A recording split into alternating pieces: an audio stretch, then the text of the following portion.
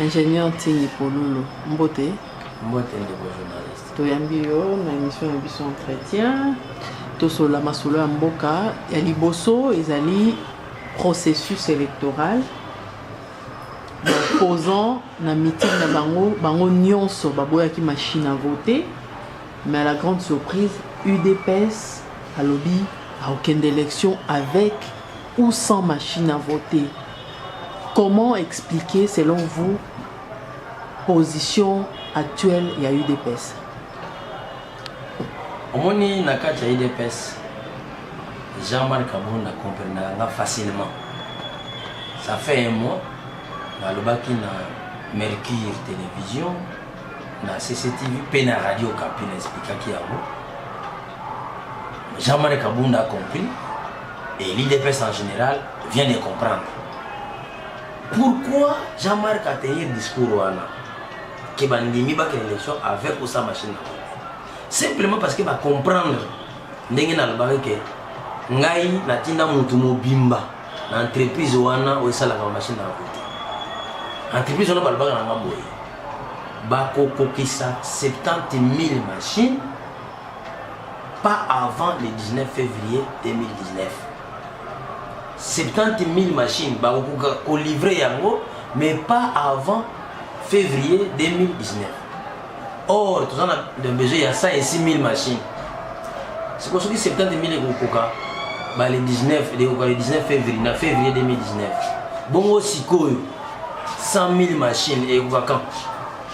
Donc en d'autres termes, ma machine n'a pas besoin de mais qu'est-ce que la CENI a fait?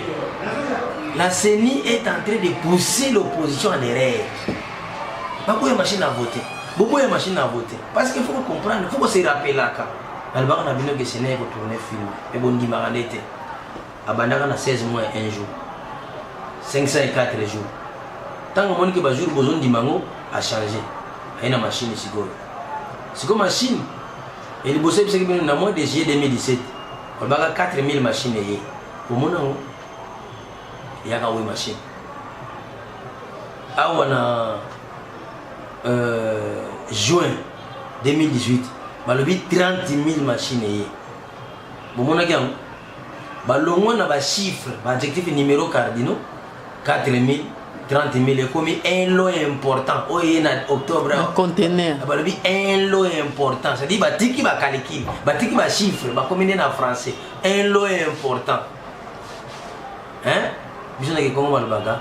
Oh oui, il fait des fions. Donc, il y a que ça, bino passe, bino ba journaliste, na ba politicien. Vous avez un niveau c'est-à-dire vous comprenez le langage politique bien, vous avez formé pour vous allez politicien.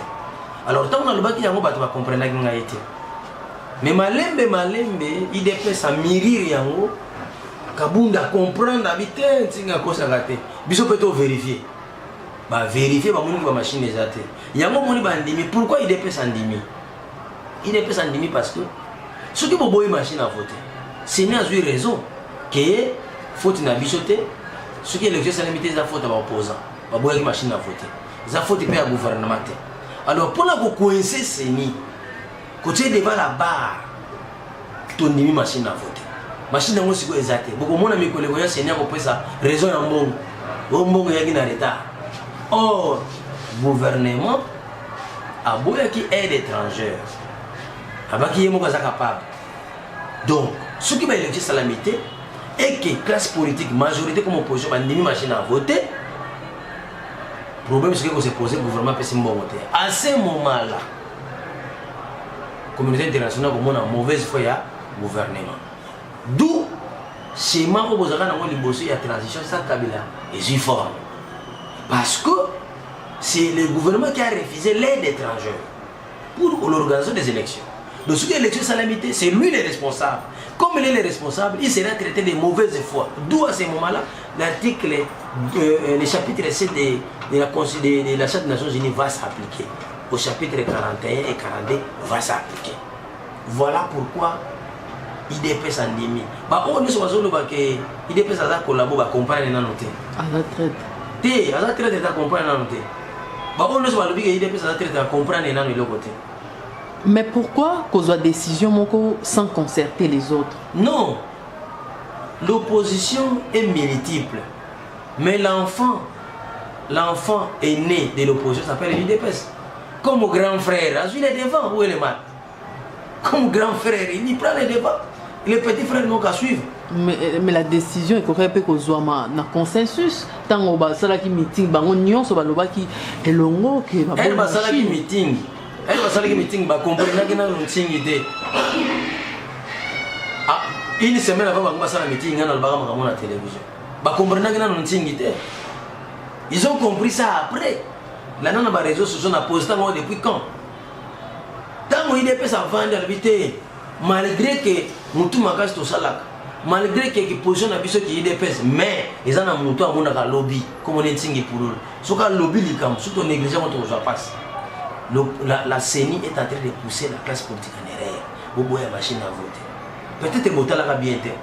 Le 8 août, tant que la majorité va désigner dauphin, dans 20 heures, ça va 30 000 machines. 30 000 machines. C'est là que c'est quoi? Après, c'est le dauphin. Quand on voit que nos machines, il va pousser nos boboya. On va foutre le minerval, mais on a besoin de zoter. Pour se débarrasser d'eux. On va foutre le minerval, mais on a besoin de zoter. Il faut comprendre qu'il y a beaucoup de pièges, mais malheureusement, la classe politique, on a une maturité pour nous diriger. Chance le Pamba, il y a un politicien. Et donc, si vous décision on a UDPS à jouer, est-ce qu'il faut fragiliser tes unités opposition pour ça là les lots? Le peuple congolais a besoin d'élections.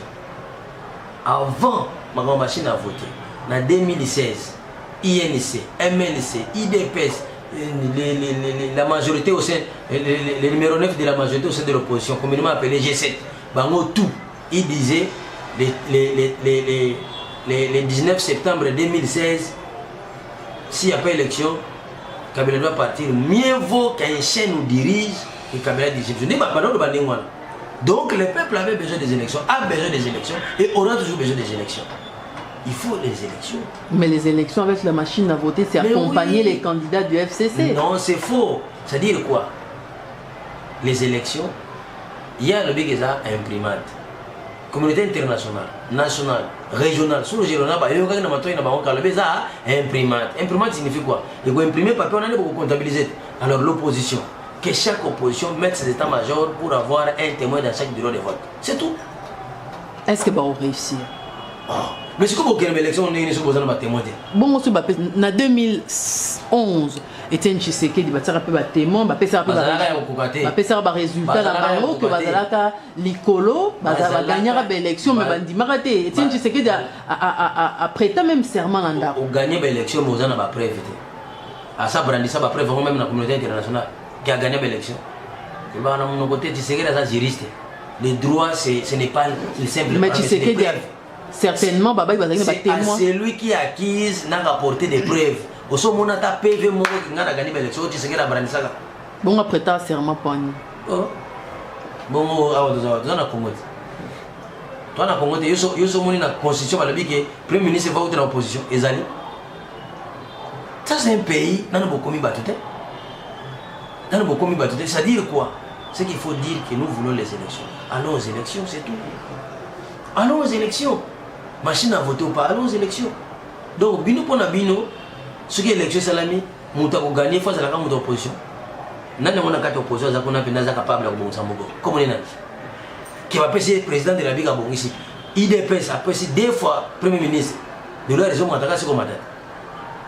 Mouta dans l'opposition, ça mouta dans mutu, dans la vision, dans la souci à peuple, comme les agiti seked.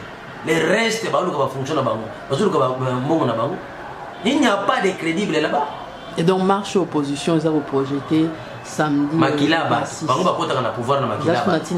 Et bango va kota na pouvoir na Makilaba. Moni ba tuniso na pouvoir. Bango za ba opposant. Ba kota le na Makilaba. Tant ba kufi, ni bango comme premier ministre, comme premier ministre. Tala. Peuple congolais, diaspora. Nazo bango na ba télévision na biso na bango déjà bandaka. Bino kuna na bolandia monte ba diaspora. Boye ba yango ke mutu nyonso za na pouvoir lelo. Banana président de la République. Bango nyonso baza ba opposant. Sauf que kengo dono na ba camarade ne ba sénateur ba sala kapel lokoten na ki sénat yango kinke mulumba na Jean-Lucien Boussa les restes batika li bango to baza ba opposant tango muza zore ti Kabila zore ni na 1994 tango 1994 Joseph Kabila zagina opposant tango bazo boyana AFDL bango bazaki banana biso to sepela na bango ba ko longola régime Mobutu non Kabila Joseph le chef de l'état c'est un opposant bango nyonso no mona baza opposant muta mouvance présidentielle majorité président venga MP ezaka mouvance présidentielle Mobutu mudatika ngo bakolo na mweza kengo adono na bato yoka na Sénat kuna otangi pe king club da miona kinke mulumba Jean-Lucien Boussa ne ba mobutiste bangwana to kengo na ba master ne ba sénateur club na miona les sénateurs bouffent l'argent sans rien donner au peuple congolais il ne faut rien avec. Mais ils votent quand même des lois. Ils ne votent pas des lois. Ceux qui m'ont Sénat pendant 10 ans, médecin, cour d'appel, tribunal de peine, province. Mais le mot est changé. Donc, pour la tigni pour nous, le marché est en angoté. Ils ont atteint. Il y a un côté de la Kabila marche. Ils ont marche pacifique, la démocratie. Pour ça, la nini. On va protester contre machine à voter. Mais non, il y a avant au postuler depuis 2017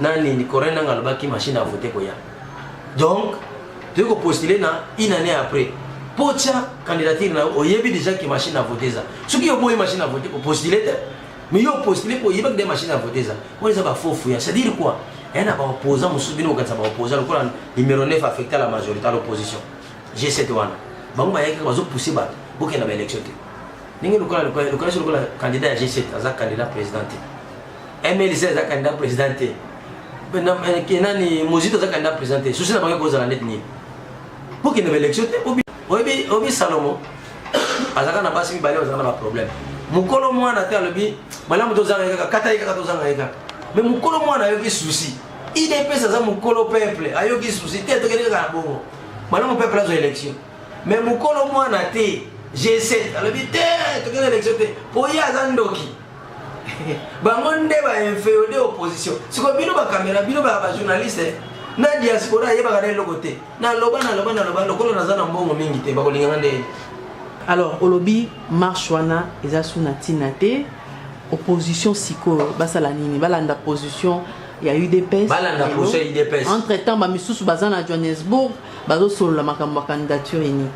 Bon candidature unique hein Nathalie bango boye Nathalie opposition bon na yo ka bango mawa problème oyo koko se poser awa et c'est le cas déjà on est tout le temps dans la classe rien ne se perd rien ne se crée tout se transforme ndeko na 2007 MLC majorité dans l'Assemblée provinciale à la ville de Kinshasa donc d'office gouverneur de Mawapi na MLC Jean-Pierre Bemba poni nani aponi Adabo Mole Mungala défaut des critères géopolitiques a présenté ba député ngwa Kinshasa banane ba Congo ba yabando no ba Congo Kinshasa na ba Congo ya ba Congo ba bité wana betu na betu te il faut pangi na betu majorité ayoki bisto kwa ligne na Adabo Mole yeba ni to kwa ligne na to kwa ligne muto atanga muto aza mu Congo wa yeboni ba munoka mboka oyo ba kinwa ba yebiye omoni choki tunda ye nga candidat gouverneur ba bisete yo nani mtoto mama zala mupanzi fuko luga mpange na betu minani kuna andeke muta yake ngoge andeke muta yake tala MLC majorité dans l'Assemblée provinciale mais gouverneur abimana muta majorité était à la binoté lelo oyo majorité atali peuple atali peuple oyo azana besoin muto aza 100% congolais watangia wana Congo azala mbe licencié mutamwe kozala nani peta matata pona bimisi mutubu azana bambongo oyo atanga ba atali babi yokeba yo zana ba ingrédients ya mabe soupçon bimi mabe yo zana ba ingrédients zala na mpanzi achina na mpanzi nani lisula kozala candidat ote rubero ba tika ba raisonner ba bifuta luka pena mutu atanga sérieusement bakoyi na Shadar. Shadar yaka. Shadar aza congolais de père, de la mère et de sa femme. Atanga awa primaire, secondaire humanité. Asilisi licencié. Shadar enseignant, a commis préfet des études, a commis administrateur du territoire, donc bourgmestre, a eu comme gouverneur, député deux fois, ministre de l'Intérieur. Au moins, il s'est fait passer bino, va bloquer bino, c'est la bino va ligner candidat. Si quoi opposition, bazan a deux candidats majeurs, Félix Tshisekedi na Vital Kamerhe. Bango balé bazan a ba défaut. Défendre. Vital Kamerhe bazo taxé 80 mingi na majorité et puis l'identité les a un peu naba, ils ont une impureté. Félix Tshisekedi a congolais moi la vie oui, succès ali, mais niveau de tir ils ont une impureté. D'où ce qui va réussir na candidat dès que il faut pas conjuguer phrase mon balba rien n'est bon ne devient sur un plateau d'or. Rien de bon ne vient sur un plateau d'or. Il faut MLC et INC na IDPS va perdre le poste de la présidence. Baluka Moutou, mon voisin a pu quitter les Congolais, le père de la mère et de sa femme, à un intellectuel. Entre Matoumoul, Tiani, Batumi Balewan, Bazab populaire, na Fayoulou Yemoko, Martin Fayoulou Yemoko, à l'Axana Batou qui est capable d'être à la présidence. Nanden. Na Benga Mbale Libéré, na Lukana qui a coupé la Ibo, na Bio, et vieux. Mais yo na bateau, yo l'équipe au niveau de Tili pourquoi. Vous voyez que Martin Fayoulou n'est au Mona Gaïwana. Martin Fayoulou n'est au Mona Gaïwana. Il était à l'époque, dans l'informatique, Martin Fayoulou, il était le représentant de Soko. Tout ce qui est exploration et exploitation du pétrole. Mais si vous avez commis ça, derrière les lettrés. Il faut dire. Si vous avez c'est ça l'erreur de Martin Fayoulou. Je me suis humilié. Mais à mon avis, pas ma pauvre orgueil. Hein?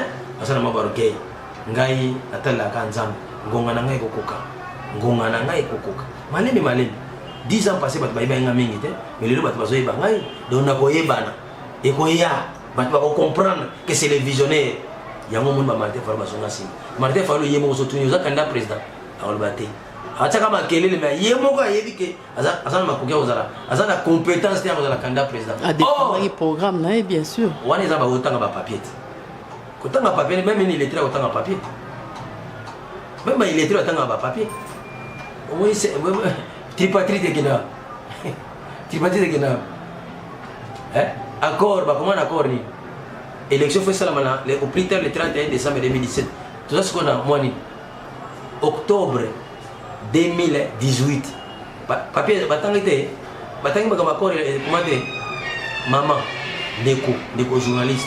Yebaka ke tingi soma zolo bafoko yoka bango ne ba ke wana opposition il faut ba yeba au moni ngana ko conseiller Félix Boy Félix na bonde la est trop mayoka nga été na kendo ko luke 4 fois alobi ntinga ko pesa biso logo nini mais abosa na ke logo moko na 1988 bato bazokufa mingi na nzela nkamba papa na ye Tshisekedi asala discours tango ba décorer prophète Diangenda alobi Diangenda zo soba makila peuple après ça mona Mobutu pour renforcer pouvoir à Mobutu et toucha prophète Diangenda loba soki ngai Diangenda na pesa makila peuple pour renforcer pouvoir ya Mobutu nzamba condamné mais soki za bongote c'est que na bomo ina yo botika le pouvoir na Mobutu tala c'est que na puissance de ça qui na ngo akufi azu pouvoir na ningi kita ila Félix Keba. La Bible dit Dieu punit jusqu'à 4e génération. Soit d'abord il y a yo Félix, Obima Boime, pour mon niveau de tir des eaux se poser. Est-ce que ça Bible makamona de Diangena, prophète Diangena le bate? Nathalie Saye Aboyi. Bible dit ok pai bayamiote pour la makorobima. La pour la makorobima. Conseil on a groupé ces années. Mais karaté na opposant nyoso ba Hollande. Na Libéria. Balinga ki George Weah mingi. Mais tant que à combien de élections boy batali niveau George Weah babi George Weah ozana jeune qui ne tanga George Weah qui kotanga tanga zongi yewana comme président de la République ndekonanga Félix akolisa ma question d'état akolisa 600 ans nango batuto lingi pe mingi na kombo ya Tshisekedi toko sala kama makoki pour que tu remercier avec ce que na lito amema na mboka o na ninga ko tsabiso na idéologie to na politique to za na bobangi soute toko remercier ata mwana na ye mais à condition que ye mwana ngo ayoka pe bato même mutana na bozuita ayoka ye pe akolisa ba question d'état talaka Félix elle peut se conseil ma asai boye ba député ba boya ko to sa tata na ye lokola ba député bazana na mbongo akenda ko négocier na bango ba réconcilier. Mais le coup, la vie que Moubaga a député, c'est un bon moment. On a qu'un autre combat. Ce sont des signes d'orgueil. Et puis, nous sommes toujours au temps. Toujours au temps. Toujours mon amour, mon ami. Bah, député, on a des bayaka au Sénat. Bazonga, landa, Moubaga yate. Tika, maman, tika, journaliste, pour le bagabomote. Bisso. Nous avons exemple la Congo central. Tant que vous avez l'inclusivité, Félix a sorti la gamme à Moïse. Vous savez qu'après ça, le bama comme Dieu. Asal alwa place makama diom asal loba makama ndengeni ni mwana tema limo alobela gayango donc biso to ba marche pe na bango ba Congo boni o lelo bazana kati ya pouvoir tala ba opposition yo seleki yawo bana ba binoti bana ba kei bana ba sami bali ba na ba binoti ba opposition yo ndi ba koti wana tangana ko ministre am Congo yo wa tribaliste le bera ba Congo. Dans un exemple, ils ont point de soulever. Géopolitique fait ça là non. Mboka ezaka ya batuni ba. Mboka ezaka biso nyonso. Banana basala ka pression makasa on a vu la Kinshasa. Opposition makasa za banana na Congo. C'est ça Congo central. Na Kinshasa, eza banana. Bongo, ceux qui battent bazo sala ba marche, elle beaucoup de pouvoir, to comme le bamboa. Ba Congo comme le bamboa. Si vous avez pouvoir, vous pouvez me quoi. Moi vice ministre ta moko. Et s'il là. Té c'est karaté. Vous avez un tribalisme maintenant. Mon nom est en réalité. Depuis le temps où vous avez un Félix, mais le cola, mon n'est pas un cola comme il n'a pas toi. Mais vous avez un bichoté. Avec un sarabami coca, n'a pas ça qui est toli. Mais le cola Jean-Marc Abunda za la kuna yokaka. Comprenez que la langage n'angai. Ce qui a connu que Jean-Marc Abunda un jour après ça la sauver. Mais ce côté n'enga tout ça la wana.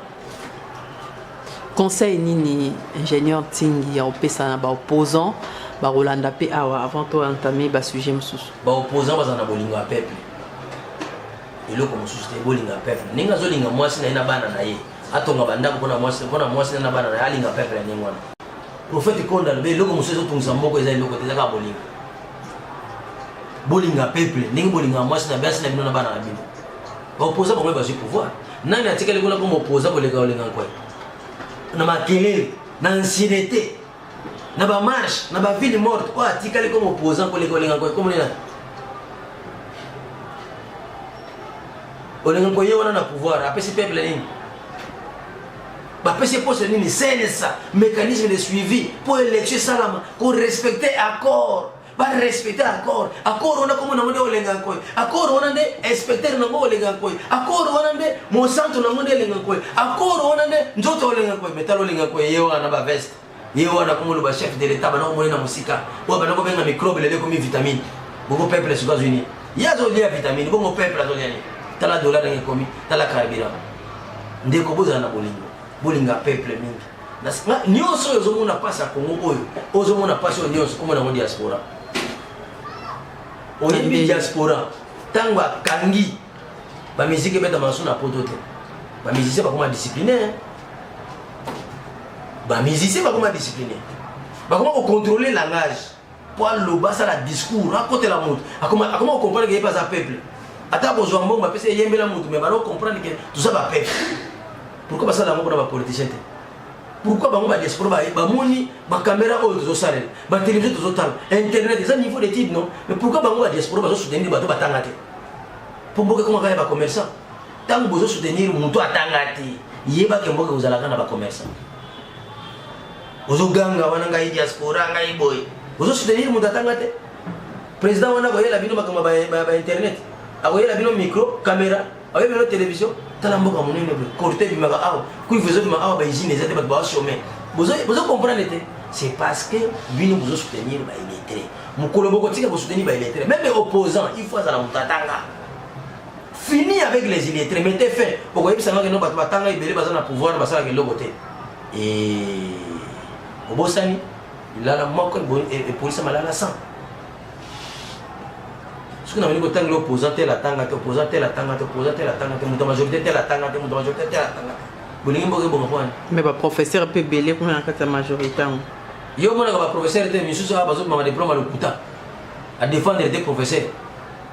Tango numéro 9 il y a majorité affectée à l'opposition ça qui na kati ya majorité. Bano bengena meilleur gouverneur. Mais tango longo ba comme bengena illettré primaire. Oui le système on a dit. Ce qu'on a na kati ya majorité aux amos sang. Mais ce qu'on longo na majorité au comme assassin, au comme na tala mutu ba misi article moko pour les sanga bonga ngaka lo ba moi vérité mo ba misi article moko ke sala ka massacre mo nzoka ni air wana les sanga bonga zakana 13 ans tika batiki c'est dire ce qui comme école bali comme avec contre bango balukeli infraction même moyo yebité. Très bien. Alors ntingi pour le tout le belakasi expulsion ba congolais na Angola Hollandi je crois manière ba congolais ba bengani bango na Angola. Est-ce que réponse du gouvernement congolais est proportionnelle na traitement au bande qu'on va subir kuna? Bah réponse au gouvernement va le que réagir, c'est la réponse du berger à la bergère. Ce n'est pas diplomatique, c'est pas responsable. Vous voyez bien, ce côté termine à Bayaba le niveau financier à Satan. Vous voyez comment on a été réagir. On se doit après peut-être après une année au Nobel. Au Bénin, les soumis sont insultés. Vous comprenez? C'est-à-dire un responsable à l'échelle nationale. Il a répondu à mais il y a ça dans systématique. Mais maintenant, il faut comprendre. Pourquoi on peut soit bien en Congolais? Pourquoi? La réponse c'est quoi? Nous pour le lobby de diaspora besoin négliger. En 2010, dans le lobby que moi que je t'envoie la photo créer ce ministère de la citoyenneté. Les Congolais n'est pas un citoyen. Un citoyen, c'est celui qui a la carte d'identité. On connaît ses origines. Mais ces pays ici, personne n'a la carte d'identité. Ça fait combien d'années? Nous avons la carte d'identité. Ce que les Congolais, maintenant, on a la carte d'identité. Attends, il faut que les personnes aient la carte d'identité. Parce que la culture, là, il n'a pas ça. Et cette culture, les Congolais, qui sont partout.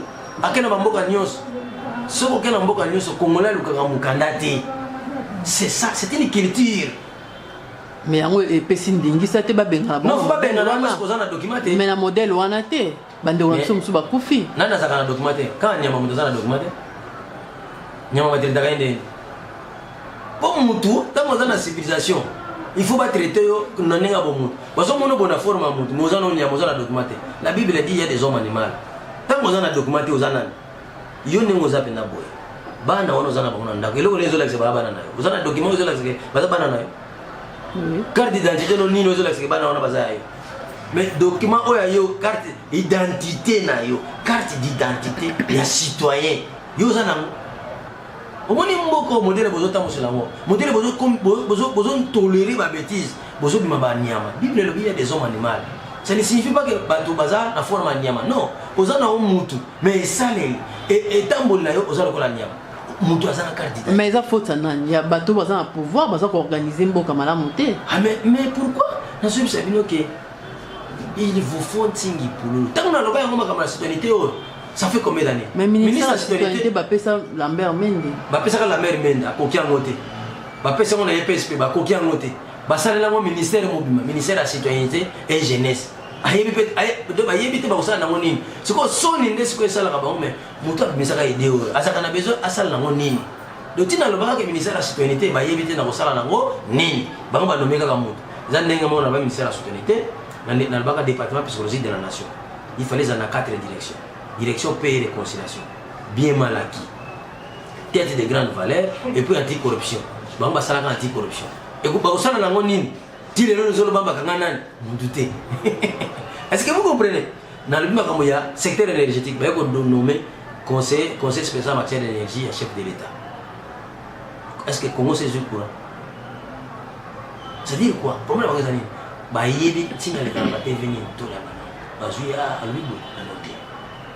que nous avons réfléchi sur ça, caché.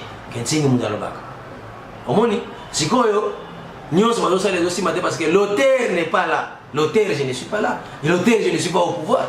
Et puis, parce que Sony, or que dans la télévision, Il faut nous pouvoir pour aider le peuple. Il faut.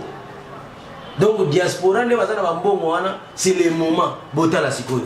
Na pesa ke bino na pesa ke bino ke bonu ka cardinal Mosenga za la candidat président. Vous monez un aventurier. Vous considérez qu'il y a monté. Mais aujourd'hui vous avez un problème sur les choix des candidats.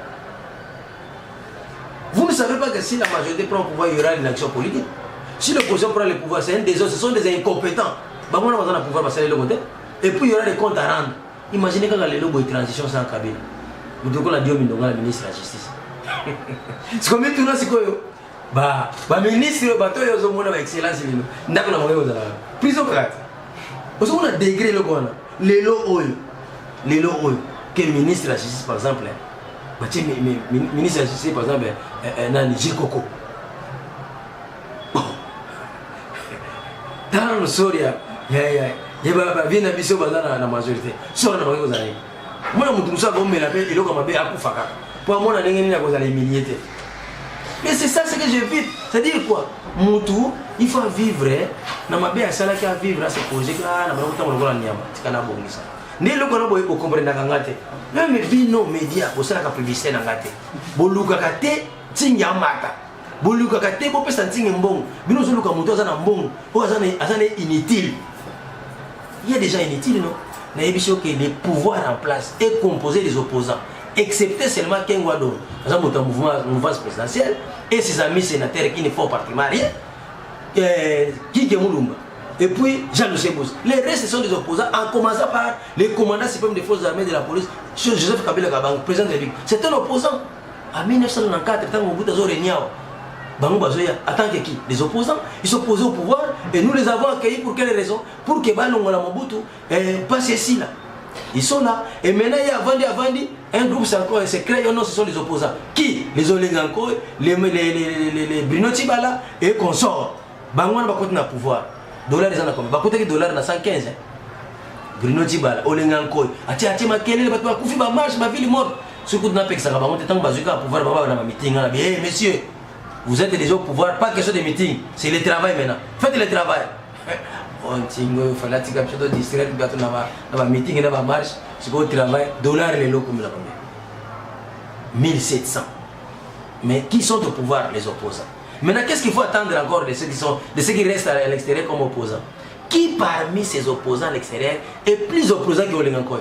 Est plus bavard que Olengankoy? Est plus sonore que Olengankoy?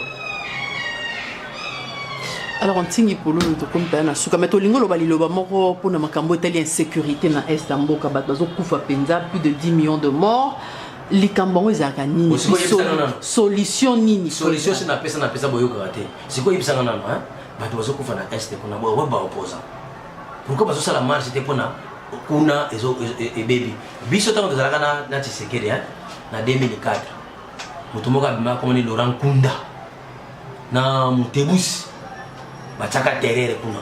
Tshisekedi benda biso 1 + 4 = 0. Tout ça la marche pour na makamona kuna sila. Oyebi SOS. Oyo didi ki no na pesa $100,000. Eh bien. Ah. Wana tozana Tshisekedi. Omoni opposant. Bango ça la marche pour nini? Pour l'élection bazo positionnement. Ce ne sont pas des politiciens. Ils n'aiment pas les peuples. Balinga la population. Problème ya est on les a simple comme bonjour. Bomi tungi sabate. Bomi tungi sabate. Bah tu es belé problème oyo boyeba ya ngote et pour linga pe koyeba ya ngote problème ya est na nani ndenge bayaka wana bayako benga na population na machete na banini peuple la kima pour que ba ennemi ba occuper parti wana mais le ko la peuple la sila kate po ba mboka wana bazana bango na ba raisonnement te ba ebite que ba pays le ko ba Kosovo batu ba kufa par jour ba kufa 5,000 10,000 mais ce qui le loke na Kosovo kutabaka peuple la sila kate non mona ma belo zonya c'est-à-dire ma belo zonya on a des peuples peuple assis la gâte. Ce qu'on bango, bah il procédure était au côté là. Bah il procédure était. Or, ce qui va Rwanda, bah Ouganda, on a pas. Ça veut dire que les gens minérer na biso. Exact question dit bah minérer puis sous na manque de gestion. Na bien, ils ont un état manque boté bah manque na bien. Bah manque miner les hôtels. Ils ont quoi que les gens salité na balabala. Ce que bah voisin bah monte à ça la gâte. À côté kata manque na nzela. Bon aya hôtel que là y ozolinga côté gâte. Aya zo olingi pas pour gâte osali. On a ma casse. C'est ça le problème. Vous ne parvenez pas à gérer votre pays. Vous comprenez? Or, il y a des pays plus vastes que les vôtres. La Russie est plus vaste que vous. La Chine est plus vaste que le Congo. Les États-Unis sont plus vastes que le Congo. Le Canada et consorts. Nous sommes, du point de vue géographique, nous sommes 11e. Le pays où on a géré bien. Or, on est égal à la richesse, est égal à la population, mais bino, vous comprenez le modèle. Nous sommes dans les diaspora. Diaspora, vous comprenez les terres. Vous soutenir les gars, vous soutenir là. Makambo Yamboka. Bano, vous avez lobby dans le traité de banane. Les locaux, papa, akola kaza, na mbonga, na pouvoir. Atiki le pangote. Bakoko ne balbanani. Bon, koko amatika atiki le côté. Eza sengo. Bino pe ba diaspora, ba politicien, makambo bozo sala. Tant que ma belé na biso ya est, bande ko bazui kimi ate. Yeba que chaque fois ba no critiquer bino. Ba génération ko yaka ba no critiquer bino. Ngai ko nazana ngabi. Kuba ko loba, il y avait un ingénieur en qui parlait tout haut. Il risquait. Mais on ne voulait pas lui comprendre. Ingénieur Ntingi pour nous, comme na souka émission na biso mais télé tiango pesio maloba, on s'adresser na bande ko ba otala yo à travers le monde, message ni particulier pesi bango. Message ya mingi ona ko ba le message ka bolingo. Botala ba politicien nyonso kozala o bazana pouvoir. O bazaki lobi na ba chômeur ba komi na pouvoir. Ba o bazaki na ba pouvoir ba komi le na opposition. Bango nyonso la majorité ba lenga na mbongo. Maintenant na état école mo bataba batanga ofele. Je suis le seul. Même les bateaux bayaki côté ya Sangwanzambe bazana ba école. Mais pas na première primaire ofele. Bango batanga sa bana ofele te. Bazape na ba école. O moni ke eloko zanga bonka bolingo. Ba musu bazana ba avion. Parc automobile na ndako na etala mitu kebele. Mais peuple a souffrir. Bolingo ndezangi. Bozana bolingo. Si vous êtes un bon, vous êtes ministre, vous êtes chef de l'État, vous êtes nan, c'est parce que le peuple congolais existe, c'est parce que le peuple congolais a dit que vous allez ensemble. Yo comme les lots, mon compte. Mais quand il s'appelle peuple, quand il s'appelle peuple, yo pose à peuple. Les riches ont leur passé, les pauvres ont leur avenir. Peut-être Bobo Sanaka.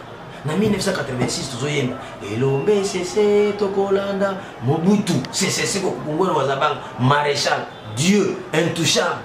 En 1986, qui était Joseph Kabila Kabanga, président de la République aujourd'hui? Il était qui? Qui considérait Joseph Kabila? Vous comprenez?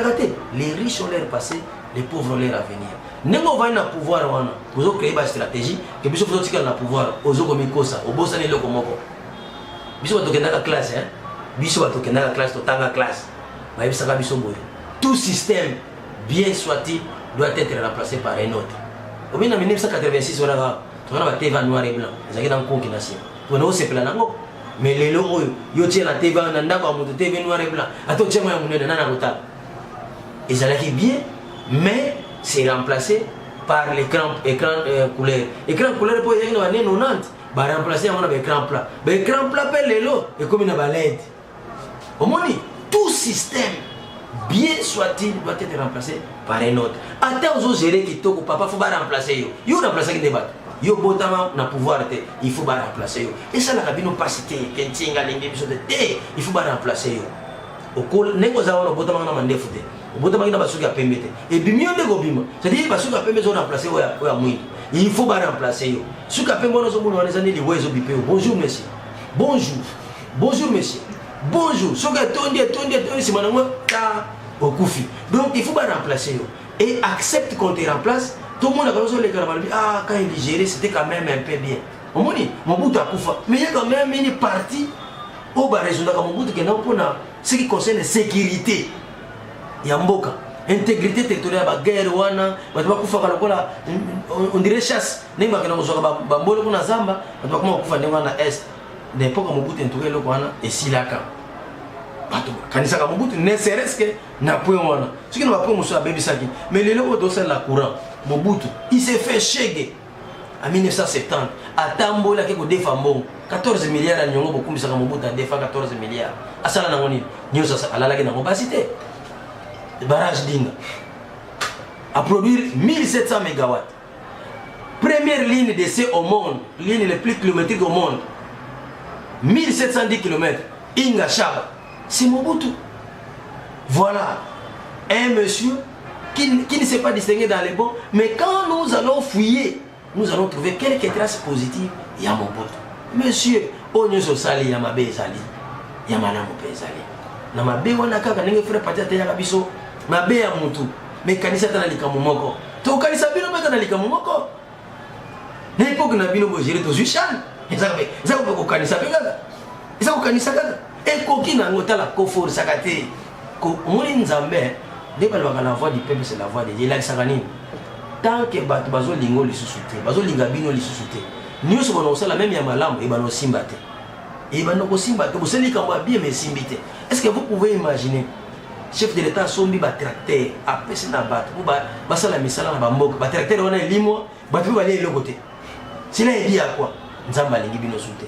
Vous pouvez imaginer 200 millions de dollars ebimi bapesi na bokanga longe place nyonso bapesi bango dépôt ofele surveillance ofele batie na policier surveillance sécurité ofele bokanga longe lelo ezomona na susu te. Ndeko na ngai bozososola te bozososola te bozososola te bozososola te nyonso wana bolingo boza na bolingo elobi prophète Konde bolingo nde bolinga peuple ndenge olinga mwasi na bana na yo linga peuple congolais soko sali ndenge wana bakokanisaka yo tala nkolo Yesu akufa atika ni ankolo bameme atika eloko te me tosambelaka ye yo ozotika bandako ebele mpo nani akumbisaka yo. Socrate atika eloko te ni immeuble lelo totangaka ye ndeko kanisa après yo bakokanisa ona nini nga kutu ntingi ningi na zabwe bana nyonso bakotanga ofele première primaire etika lisango na bango libela natanga première primaire ofele pa ntingi soki nayebi kokoma nayebi kotanga mpo natangaka première primaire ofele epa ya ntingi bongo yo na nyonso ozwi opesi peuple nini na part na peuple azwi nini kobosana te. L'homme a 4 devoirs.